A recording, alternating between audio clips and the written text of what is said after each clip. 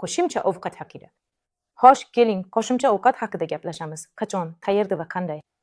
Avvalo, qo'shimcha ovqatni qachon boshlashni aniqlab olamiz.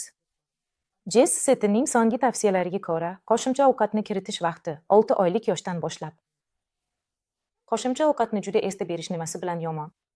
Bola oshqozonchak trakti 6 oygacha ko'pincha faqat suyuq ovqat, sut yoki aralashmaga tayyor bo'ladi.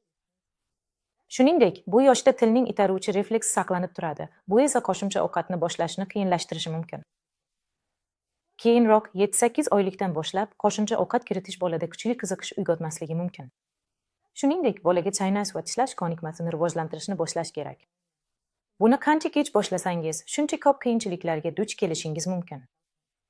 Qo'shimcha ovqat kiritishning juda ko'p variantlari mavjud. Keling, eng keng tarqalgan 3 ta usul haqida gaplashamiz. Pediatrik qo'shimcha ovqat. Ko'plab darsliklarda aynan shu qo'shimcha ovqat kiritish varianti borligi sir emas. Unda hammasi aniq yozilgan, nima, qachon va qancha. Bizda qo'shimcha ovqat kiritish jadvali bo'ladi. Unda bolaning yoshi va har bir mahsulotning gram miqdori ko'rsatilgan. Hammasi yomon emasdek ko'rinadi. Aniq sxema, unga amal qilasiz va boshqa hech narsa haqida o'ylash shart emas. Ha, lekin kamchiliklari ham bor.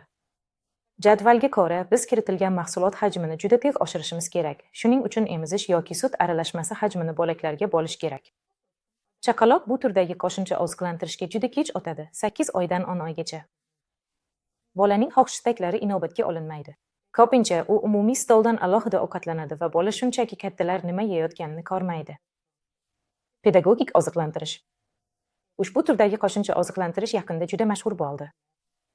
Turli oila a'zolari uchun bezovta qilishni va alohida pishirishni istamaydigan onalar uchun juda mos keladi. Pediatrik usuldan farqli o'laroq, bu yerda bola asta-sekin pyuresi shaklida yangi oziq-ovqat guruhlari bilan tanishtirilmaydi, balki darhol umumiy stoldan oziq-ovqat taklif etiladi. Bu esa mustaqil ravishda qoliga bo'laklarni olib, og'ziga solib qo'yish imkonini beradi. Qanday afzalliklari bor? Bola ota-onasi yeganini yeydi. Bolaning ratsionida juda tez parchalar paydo bo'ladi. Bola turli xil ovqatlar va oilaning ovqatlanish an'analari bilan kamishadi. Bola yanada mustaqil bo'ladi. U nima va qancha ovqatlanishini ham hal qilishi mumkin. Kamchiliklari qanday?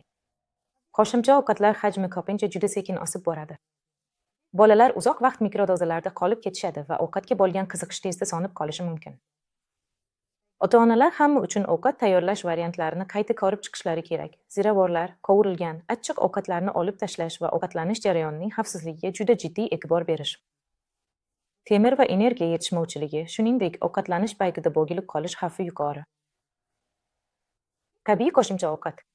Bunday qo'shimcha ovqat yuqorida sanab o'tilganlardan farq qiladi, chunki bola umumiy dasturxonda ovqatlanadi va shu orqali oilaviy an'ana va didlarga darhol o'rgatiladi.